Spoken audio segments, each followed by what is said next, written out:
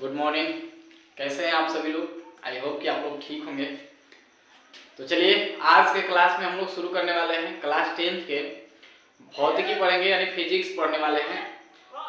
यानी हम लोग बात करते हैं फिजिक्स की। आज फिजिक्स की तो कक्षा 10 में जो भौतिकी पढ़ना है, यानी जो विज्ञान पढ़ना है, तो विज्ञान की 3 शाखाएं हैं।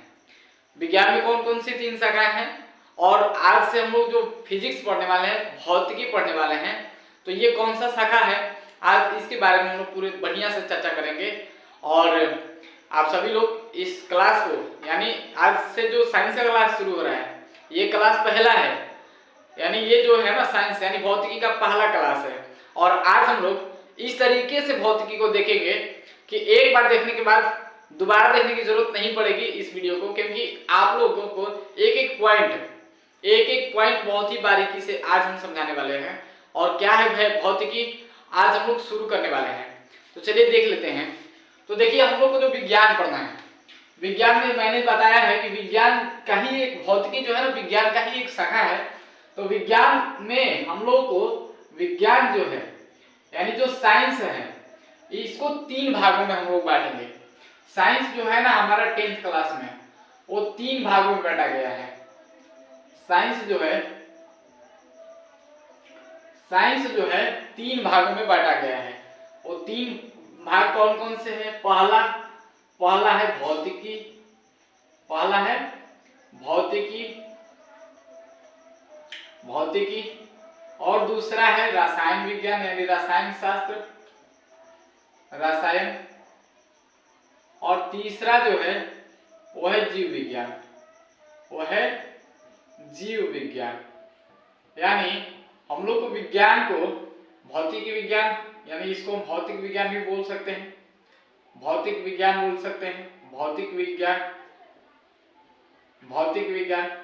दूसरा है रसायन विज्ञान, और तीसरा है जीव विज्ञान। भौतिक विज्ञान को हम बोलते हैं फिजिकल साइंस, इसको हम फिजिक्स भी बोल सकते हैं, इसको हम केमिस्ट्री बोलते हैं, और तीसरा है बायोलॉजी। यानी इस तरीके से हम साइंस को 3 भागों में बांटेंगे। और 10th क्लास में विज्ञान को 3 भागों में बांट करके हम लोग पढ़ेंगे। और इसमें सबसे पहला जो भाग है, हम लोग पढ़ने वाले भौतिकी। तो भौतिकी में देखिए अलग अलग बुक्स हैं, अलग अलग किताबें हैं, लेकिन हम लोग पढ़ेंगे भारती भवन, क्योंकि 10th क्लास के जो भारती भवन है ना, उसमें हम ये नहीं बोल रहे हैं कि भारती भवन में ही सारे कॉन्सेप्ट आते हैं, लेकिन ज्यादातर कॉन्सेप्ट जो है भारती भवन से बनते हैं आपके एग्जाम में। तो इसलिए हम लोग अध्ययन करेंगे भारती भवन को। तो भारती भवन में यानी हम लोग को जो फिजिक्स पढ़ना है वो भारती भवन पढ़ना है। भारती भवन जो प्रकाशन है उस बुक को हम लोग पढ़ने वाले हैं। तो हम लोग जानेंगे सबसे पहले भौतिकी के बारे में, क्या है भौतिकी। उसके बाद रसायन विज्ञान हम लोग जानेंगे, रसायन विज्ञान का भी अलग क्लास चलेगा, जीव विज्ञान का भी अलग क्लास चलेगा। लेकिन आज जो हम लोग पढ़ने वाले हैं वो पढ़ने वाले हैं भौतिक विज्ञान के बारे में, यानी आज हम लोग फिजिक्स के बारे में पढ़ेंगे। आज का जो क्लास है हमारा फिजिक्स पे है। तो आइए हम लोग चर्चा कर लेते हैं, पहले जान लेते हैं कि क्या है भौतिक विज्ञान। मैं उम्मीद करता हूं कि तीनों विज्ञान, और इस चीज में देखिए एक चीज मैं बता दूं कि जो फिजिक्स है यानी जो साइंस है, ये जो भौतिक विज्ञान है, ये भौतिक विज्ञान हमेशा भौतिक विज्ञान में हम निर्जीव चीजों के बारे में पढ़ेंगे। किसके बारे में पढ़ेंगे? निर्जीव चीजों के बारे में पढ़ेंगे। हम लोग हमेशा भौतिकी में जो है ना निर्जीव चीजों के बारे में, और जीव विज्ञान में आप लोग को पता ही है जीव के बारे में पढ़ना है, यानी जीव के बारे में पढ़ना है। यहाँ निर्जीव के बारे में पढ़ना है और यहाँ जीव के बारे में पढ़ना है। और ये जो रसायन विज्ञान है, ये रिएक्शन केमिस्ट्री में आप मतलब ये जो भी केमिकल रिएक्शन होंगे उन सभी चीजों के बारे में हम लोग पढ़ेंगे, है ना। तो आइए हम लोग जानते हैं पहले भौतिक विज्ञान क्या है। तो भौतिक विज्ञान की अगर बात करते हैं, अगर हम बात करें भौतिक विज्ञान की, इस चीज को हम मिटा देते हैं। अगर बात करें भौतिक विज्ञान, यानी भौतिक विज्ञान क्या है, अगर कोई पूछे कि भौतिक विज्ञान क्या है, या हम अगर बोले तो पूछा जा सकता है, प्रश्न पूछा जा सकता है कि भौतिक विज्ञान किसे कहते हैं। क्वेश्चन अगर ये बने कि भौतिक विज्ञान किसे कहते हैं या क्या है भौतिक विज्ञान, क्वेश्चन कैसे बनेगा, भौतिक विज्ञान क्या है, भौतिक विज्ञान क्या है, तो क्या इसका उत्तर बनेगा, आप क्या उत्तर देंगे। तो देखिए भौतिक विज्ञान हमने तो जान लिया कि भौतिक विज्ञान का ही एक भाग है, विज्ञान का ही एक अंग है, विज्ञान की ही एक शाखा है। यानी हम इसको बोल सकते हैं कि विज्ञान की एक शाखा है भौतिकी, यानी भौतिक विज्ञान में विज्ञान की एक क्या है, शाखा है। और मैंने बताया कि विज्ञान में भौतिक विज्ञान जो है, यहाँ हम लोग हमेशा निर्जीव चीजों के बारे में चर्चा करेंगे। और निर्जीव चीजों की बात किया जाए तो प्राकृतिक यानी प्राकृतिक घटनाओं के बारे में अध्ययन हम लोग करेंगे। तो इसका परिभाषा क्या बनेगा कि भौतिक विज्ञान की वह शाखा है, क्या लिखेंगे आप, भौतिक विज्ञान की वह शाखा है जिस शाखा में हम लोग प्राकृतिक में यानी प्रकृति में घटने वाली प्रत्येक घटनाओं के बारे में अध्ययन करते हैं। यानी हम बोल सकते हैं कि विज्ञान की वह शाखा जिस शाखा में प्रकृति में घटने वाली सारी घटनाओं यानी प्रकृति में जितनी भी घटनाएं घटती है उन सभी घटनाओं का अध्ययन जिस शाखा में हम करते हैं विज्ञान के, उस शाखा को हम क्या कहते हैं, भौतिक विज्ञान कहते हैं। क्या कहते हैं, भौतिक विज्ञान कहते हैं। तो परिभाषा इस तरीके से हम लोग बना सकते हैं कि विज्ञान की वह शाखा जिस शाखा में या जिसमें प्रकृति में घटने वाले सभी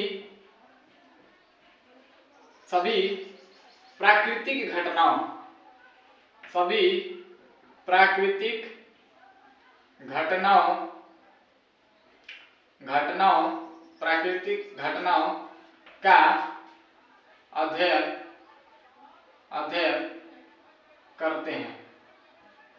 अध्ययन करते हैं। यानी विज्ञान की वह शाखा जिस शाखा में हम जिसमें प्रकृति में घटने वाले सभी घटनाओं यानी कैसी घटनाओं, प्राकृतिक घटनाओं, सभी प्राकृतिक घटनाओं का अध्ययन करते हैं, उसे भौतिक विज्ञान उसे हम क्या कहते हैं, भौतिक विज्ञान कहते हैं।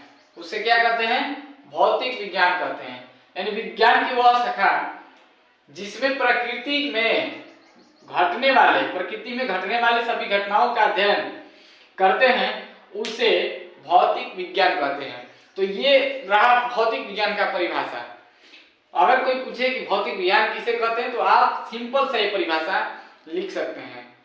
अब बात करते हैं कि प्रकृति में कौन सी घटनाएं जो प्राकृतिक घटनाएं हैं जो घटित होती है। तो जैसे अगर बात करते हैं अगर मैं बात करूं सूर्य से रिलेटेड तो सूर्यास्त हो सकता है, सूर्योदय हो सकता है। जैसे सूर्योदय तो सूर्योदय हो सकता है, सूर्यास्त हो सकता है, सूर्यास्त हो सकता है। बादल का बनना,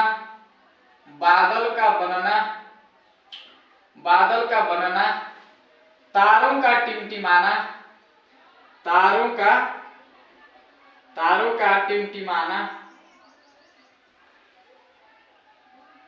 का टिमटिमाना, बारिश होना, बिजली का चमकना, बिजली चमकना, इन सभी घटनाओं को हम प्राकृतिक घटना बोल सकते हैं। और यही वो घटना है जिसे हम भौतिक विज्ञान में पढ़ते हैं। तो विज्ञान की जिस शाखा में इन सभी चीजों के बारे में हम चर्चा करते हैं, उस शाखा को भौतिक विज्ञान कहते हैं। तो ये हमारा कुछ उदाहरण हो जाएगा यह हमारा कुछ हो जाएगा, उदाहरण हो जाएगा। आप इस तरीके से उदाहरण लिख सकते हैं। तो ये पूरी तरीके से भौतिक विज्ञान का हम लोगों ने परिभाषा लिखा है कि भौतिक विज्ञान क्या है या भौतिक विज्ञान किसे कहते हैं। उदाहरण के तौर पे आपको मैंने लिखवा दिया सूर्योदय, सूर्यास्त या बादल का बनना, तारों का टिमटिमाना, बारिश होना, बिजली कड़कना, ये सारी जो घटनाएं, जिस इन घटनाओं को विज्ञान की जिस शाखा में हम लोग अध्ययन करते हैं उस शाखा को हम भौतिक विज्ञान में देख लेते हैं। आइए अब बात करते हैं कि विज्ञान यानी भौतिक विज्ञान जो है, भौतिक विज्ञान के जनक किसे कहा जाता है। तो अगर बात करें जनक की, यानी भौतिक विज्ञान के जनक की अगर बात करें, तो भौतिक विज्ञान के जनक में सबसे पहला जो नाम आता है, सबसे पहला जो नाम आता है वो आता है sir Isaac Newton. Sir Isaac Newton का नाम सबसे पहले आता है।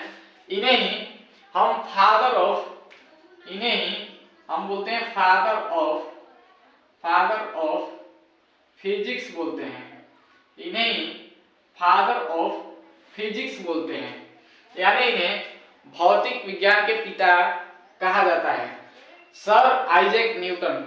अगर बात करें तो सर आइजैक न्यूटन फादर तो है और इन्होंने, लेकिन भौतिक विज्ञान की बात अगर करें तो भौतिक विज्ञान में जनक केवल यही नहीं है, फादर तो है ही, लेकिन भौतिक विज्ञान के जनक में और भी लोगों का नाम आता है। तो और भी लोग हैं, मैं बताऊंगा उन लोगों के बारे में, लेकिन सर आइजैक न्यूटन के बारे में मैं बात करूं तो जिन्होंने गति के नियम को दिया, किसको दिया, गति के नियम को दिया है, गति के नियम को दिया है। और भी नियम जैसे गुरुत्वाकर्षण, गुरुत्वाकर्षण के नियम को दिया है, गुरुत्वाकर्षण के नियम को दिया है,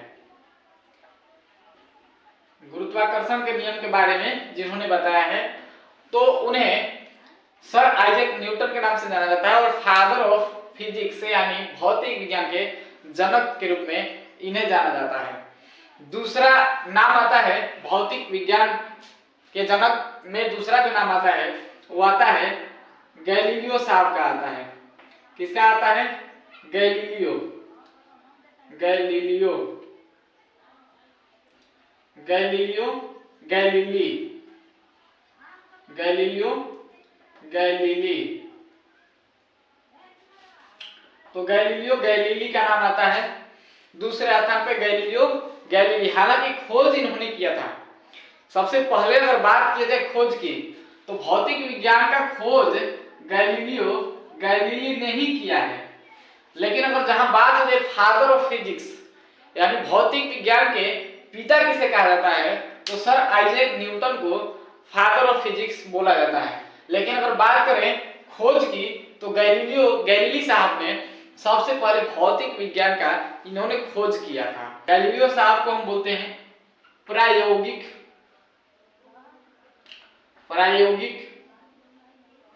भौतिक विज्ञान, प्रायोगिक भौतिक विज्ञान, प्रायोगिक भौतिक विज्ञान के, प्रायोगिक भौतिक विज्ञान के जनक के रूप में जाना जाता है।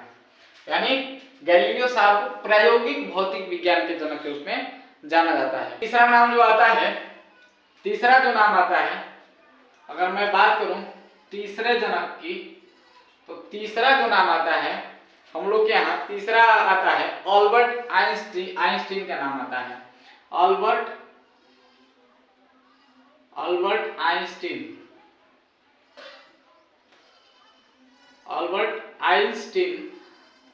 ये भी भौतिक विज्ञान के जनक हैं, लेकिन आधुनिक भौतिक विज्ञान के जनक हैं।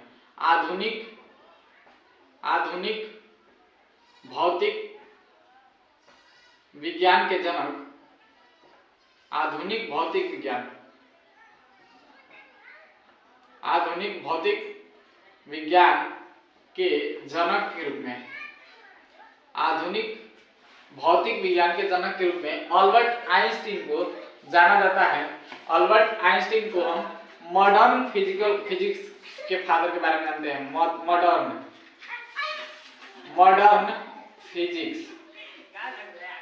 मॉडर्न फिजिक्स के जनक के रूप में किसे जाना जाता है?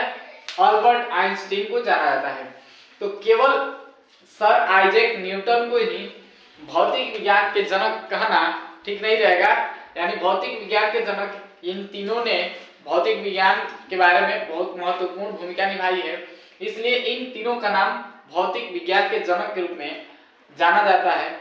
तो सबसे पहले सर आइजैक न्यूटन, यानी इन्हें फादर ऑफ फिजिक्स के नाम से जाना जाता है, भौतिक विज्ञान के पिता के बारे में जाना जाता है, जो गति के नियम को दिए थे। उसके बाद गुरुत्वाकर्षण के नियम को भी दिए थे इन्होंने। गैलीलियो साहब हैं जो कि खोज किया था। अगर खोज की बात किया जाए तो सबसे पहले अगर बात करें भौतिक विज्ञान का खोज किसने किया, तो गैलीलियो साहब ने किया था, जिन्हें प्रायोगिक विज्ञान यानी प्रायोगिक भौतिक विज्ञान यानी एक्सपेरिमेंटल फिजिक्स के जनक किसे कहा जाता है, तो गैलीलियो साहब को कहा जाता है। और तीसरा अल्बर्ट आइंस्टीन की बात अगर करें तो अल्बर्ट आइंस्टीन आधुनिक भौतिक विज्ञान के जनक हैं, यानी मॉडर्न फिजिक्स के जनक कौन है, तो अल्बर्ट आइंस्टीन को मॉडर्न फिजिक्स के जनक के रूप में जाना जाता है। तो आई होप कि आप सभी को इन तीनों जनक के बारे में बहुत ही अच्छे तरीके से समझ में आ गया होगा। इसमें कोई डाउट नहीं होनी चाहिए, कोई किसी प्रकार की कंफ्यूजन नहीं होनी चाहिए। और तीनों लोगों को किस रूप में भौतिक विज्ञान के जनक के रूप में जाना जाता है, कौन कौन से रोल हैं इन लोगों के, तो इस तरीके से हम लोगों ने क्लियर किया कि भौतिक विज्ञान के जनक किसे कहा जाता है। अगर बात करें अल्बर्ट आइंस्टीन, तो अल्बर्ट आइंस्टीन ने एक फॉर्मूला दिया था, यानी एक फॉर्मूला दिया था E बराबर mc²। इन्होंने ये फॉर्मूला जो दिया था मॉडर्न फिजिक्स में E बराबर mc²। और m क्या है, तो m है द्रव्यमान। m क्या है, m है द्रव्यमान। और एनर्जी यानी ऊर्जा और द्रव्यमान संरक्षण सिद्धांत जो दिया है वो अल्बर्ट आइंस्टीन ने दिया है। इसके बारे में हम लोग आगे चल करके चर्चा करेंगे। तो इसलिए इन्होंने भौतिक विज्ञान के जनक के रूप में जाना जाता है। और एक पॉइंट इनके बारे में पूछा जा सकता है, क्या पॉइंट बन सकता है कि भौतिकी के अगर बात करें भौतिक विज्ञान के वैज्ञानिक किसे कहा जाता है। एक पॉइंट इंपॉर्टेंट पॉइंट बनता है इनसे कि भौतिक विज्ञान के वैज्ञानिक के रूप में किन्हें जाना जाता है, तो अल्बर्ट आइंस्टीन को भौतिक विज्ञान के वैज्ञानिक के रूप में भी जाना जाता है। ये पॉइंट आप लोग लिख लेंगे। भौतिक विज्ञान के वैज्ञानिक, यानी मैं बोलूं भौतिक विज्ञान के वैज्ञानिक के रूप में, भौतिक विज्ञान के वैज्ञानिक, भौतिक विज्ञान के वैज्ञानिक के रूप में, वैज्ञानिक के रूप में किसे जाना जाता है, तो जाना जाता है अल्बर्ट आइंस्टाइन को जाना जाता है, अल्बर्ट आइंस्टीन को जाना जाता है। तो ये हैं भौतिक विज्ञान के वैज्ञानिक। तो आइए मैं उम्मीद करता हूं कि ये पॉइंट्स आप लोगों को क्लियर हो गया होगा। तो अब हम लोग आगे बढ़ लेते हैं।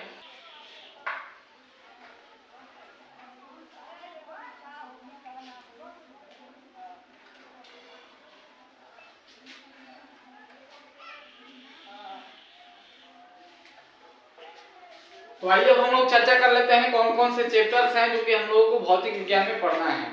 एक एक करके हम सभी चैप्टर, क्योंकि भौतिक विज्ञान में हम लोग बताया, जैसे कि हमने बताया कि हम लोग पढ़ने वाले हैं कौन सा किताब, कौन सा बुक पढ़ने वाले हैं, तो हम लोग पढ़ने वाले हैं भारती भवन। और भारती भवन में हमारे फिजिक्स को यानी भौतिक विज्ञान को 6 चैप्टर में डिवाइड किया गया है, 6 चैप्टर्स में बांटा गया है। तो 6 चैप्टर कौन कौन से हैं, मैं 6 चैप्टर का नाम एक एक करके लिख दे रहा हूँ।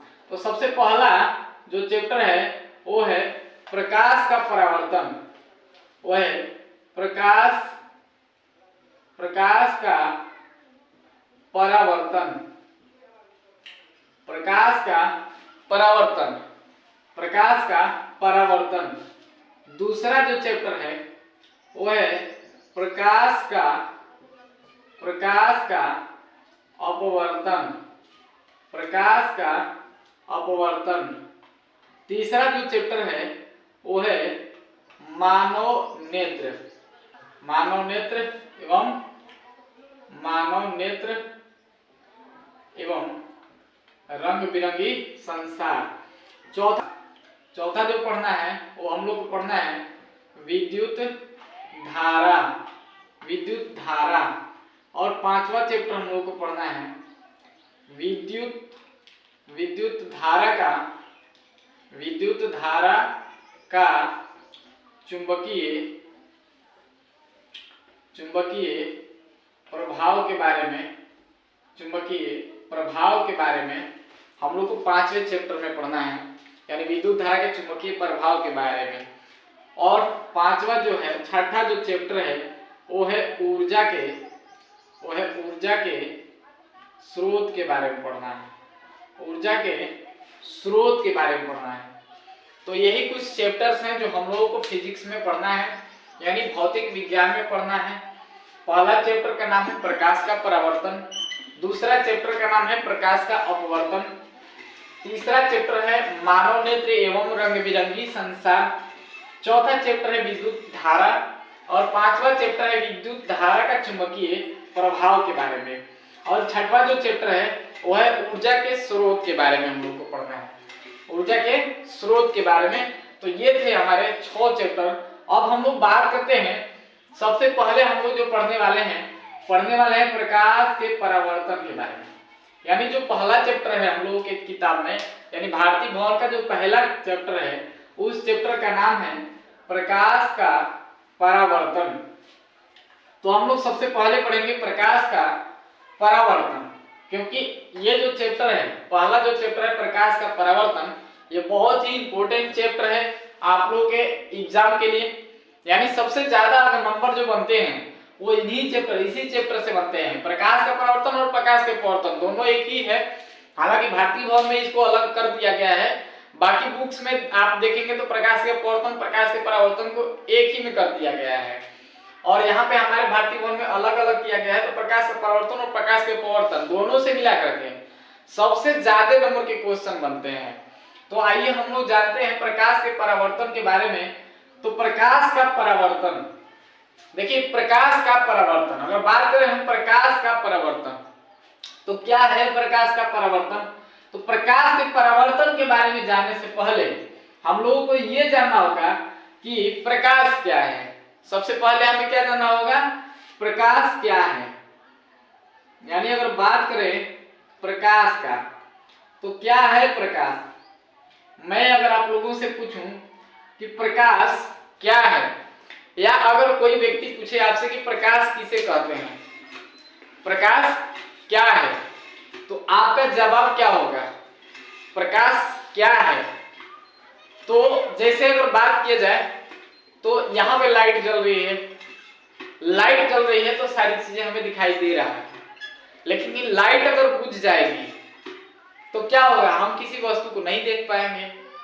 यानी हम क्या बोल सकते हैं कि प्रकाश क्या करता है, प्रकाश हमें किसी वस्तु को, जैसे ये क्या है, ये एक मार्कर है, ये मार्कर, इस मार्कर को हम देख पा रहे हैं। कब देख पा रहे हैं, जब इस मार्कर पे प्रकाश जा रहा है, जब इस मार्कर पे इधर से प्रकाश जा रहा है और इधर से लाइट जल रही है तो इस पे प्रकाश जा रहा है और प्रकाश इससे टकरा करके हमारे आंखों तक आ रहा है, तब हम इस मार्कर को यानी इस पेन को हम देख पा रहे हैं। यानी अगर ये लाइट बुझ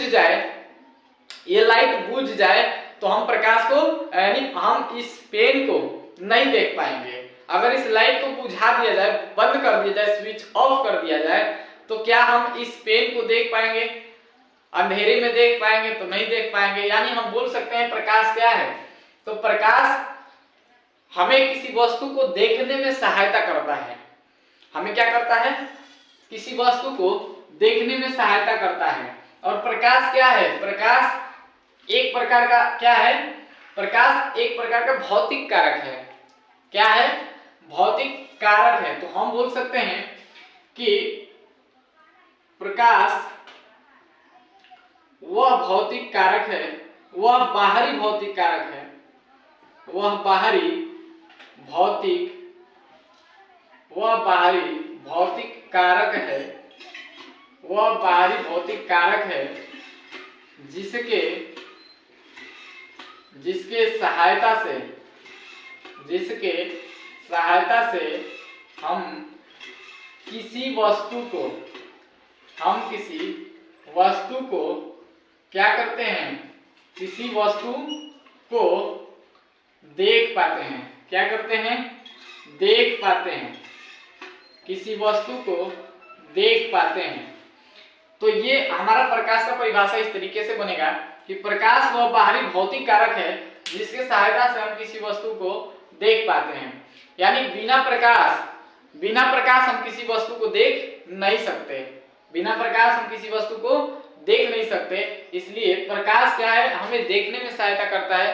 तो ये परिभाषा जो बना प्रकाश का जो परिभाषा बना, क्या बना कि प्रकाश वह बाहरी भौतिक कारक है जिसके सहायता से हम किसी वस्तु को देख पाते हैं। यानी प्रकाश के बिना किसी वस्तु को देख पाना संभव नहीं है।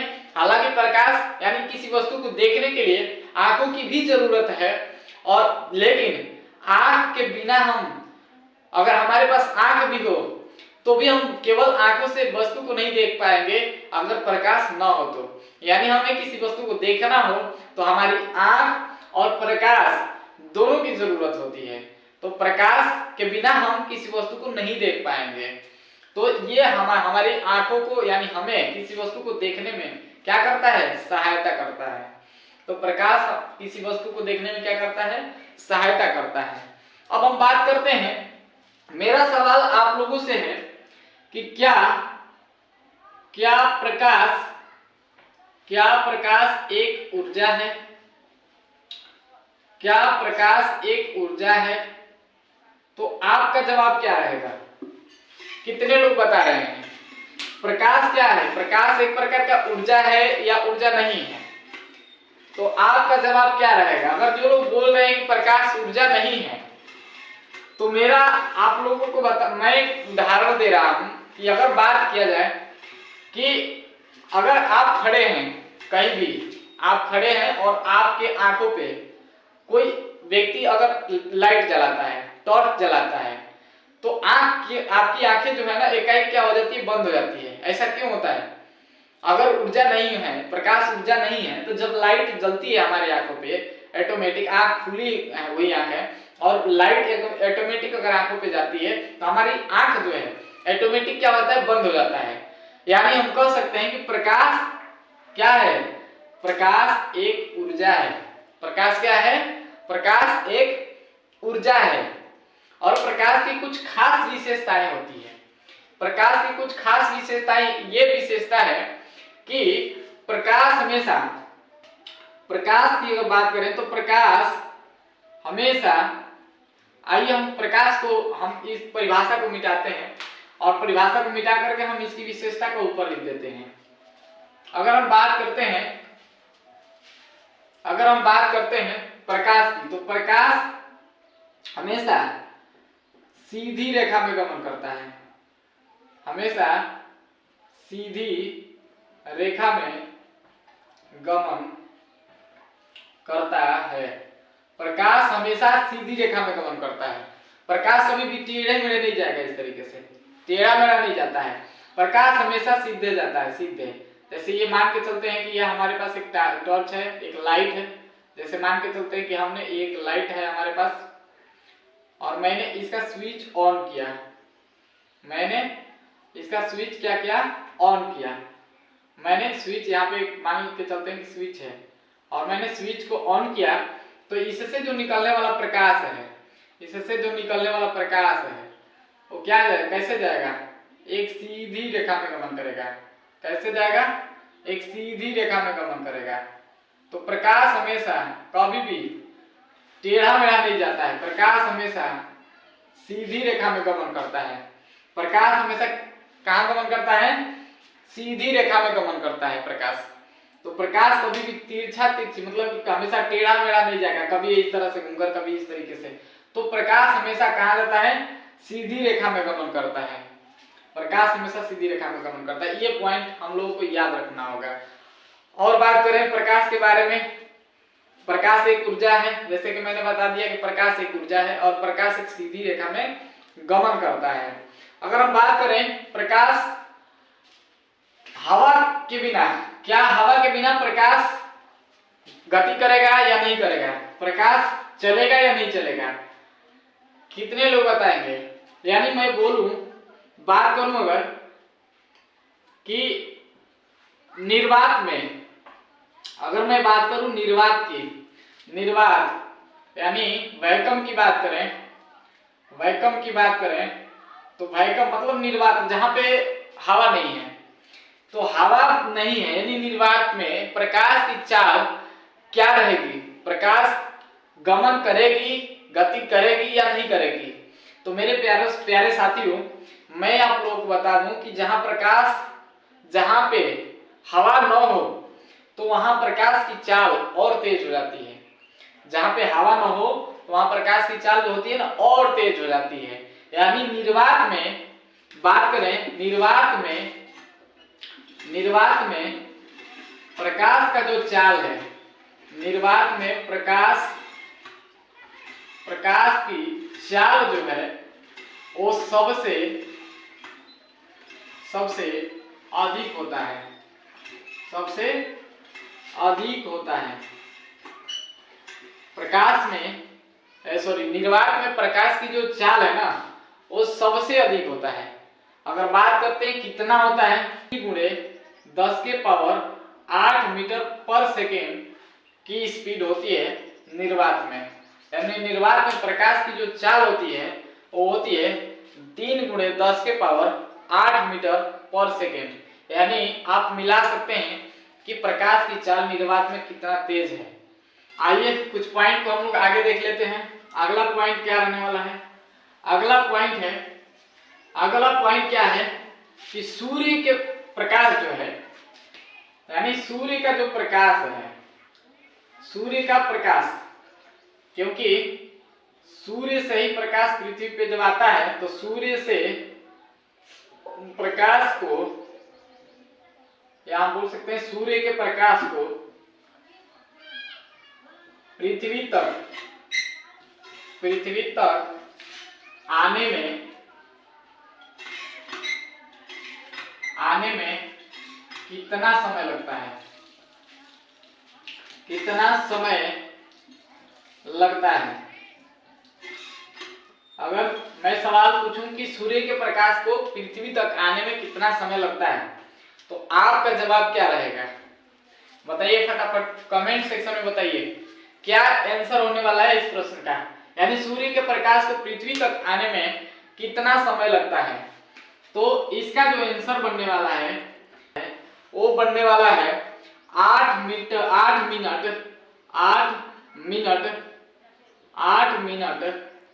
20 सेकेंड लगता है। 8 मिनट 20 सेकेंड का समय लगता है सूर्य के प्रकाश को पृथ्वी तक आने में। यानी सूर्य के प्रकाश को पृथ्वी तक आने में 8 मिनट 20 सेकेंड। तो एक पॉइंट और हम बोल सकते हैं कि प्रकाश जो है, प्रकाश एक क्या है? विद्युत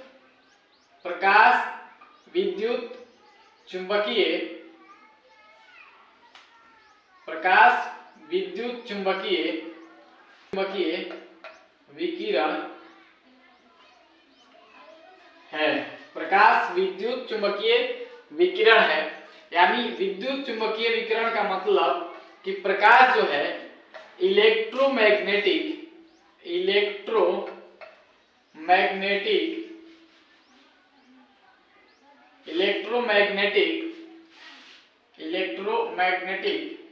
रेडिएशन, यानी प्रकाश जो है एक प्रकार का इलेक्ट्रोमैग्नेटिक रेडिएशन है। तो ये अभी हम लोग प्रकाश के बारे में पढ़ रहे हैं। आज हम लोग केवल प्रकाश पे ही चर्चा करेंगे। अगर मैं बात करूं कि यहाँ पे लाइट है, यहाँ से हमने एक लाइट जलाया यानी एक टॉर्च जलाया, यहाँ से हमने एक क्या जलाया? टॉर्च जलाया, यहाँ से एक टॉर्च जलाया और यहाँ एक प्रकाश, यहाँ से जो लाइट जलाया इससे प्रकाश निकला, इससे जो प्रकाश है निकल रहा है। तो प्रकाश जब निकल रहा है तो ये सीधी रेखा में गमन करेगा। हम लोग बात किए कि सीधी रेखा में गमन करेगा प्रकाश, यानी यहाँ से जो प्रकाश निकलेगा तो ये सीधी रेखा में गमन करेगा इस तरह से। तो प्रकाश जब सीधी रेखा में गमन करेगा तो अगर इसके रास्ते में अगर यहाँ पे हम कोई एक ऐसा वस्तु रख दें जो पारदर्शी ना हो, यानी प्रकाश इस पार से उस पार ना जाए, तो क्या होगा उस समय? तो देखिए अगर ये कण छोटा है, अगर ये कण छोटा है तो प्रकाश क्या करेगा? प्रकाश यहाँ आकर के और टकराएगा और इसके बाद थोड़ा सा इससे विवर्तित हो जाएगा। क्या हो जाएगा? विवर्तित हो जाएगा, यानी थोड़ा सा अपने रास्ते को बदल लेगा। क्या होगा? अपने रास्ते को क्या करेगा? बदल लेगा। इस तरीके से थोड़ा सा रास्ता चेंज कर लेगा। तो इस घटना को हम प्रकाश का विवर्तन बोलते हैं। क्या तो क्या बनेगा? तो जब प्रकाश के रास्ते में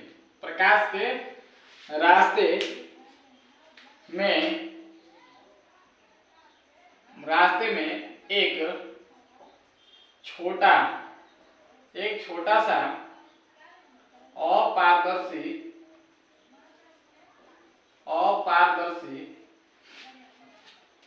वस्तु रख दिया जाए,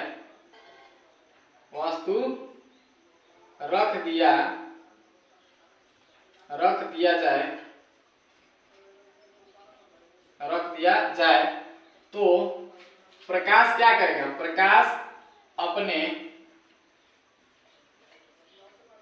सीधे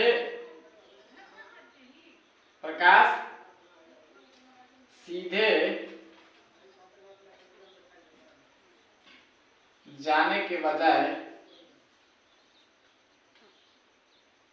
या सीधे गमन करने के बजाय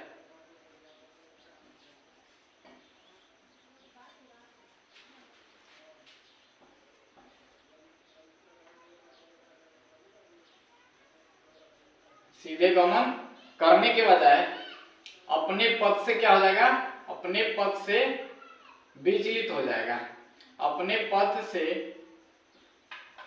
थोड़ा विचलित हो जाएगा।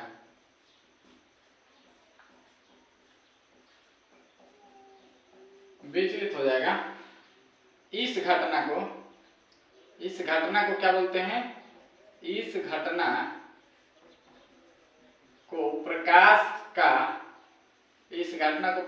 का विवर्तन कहते हैं।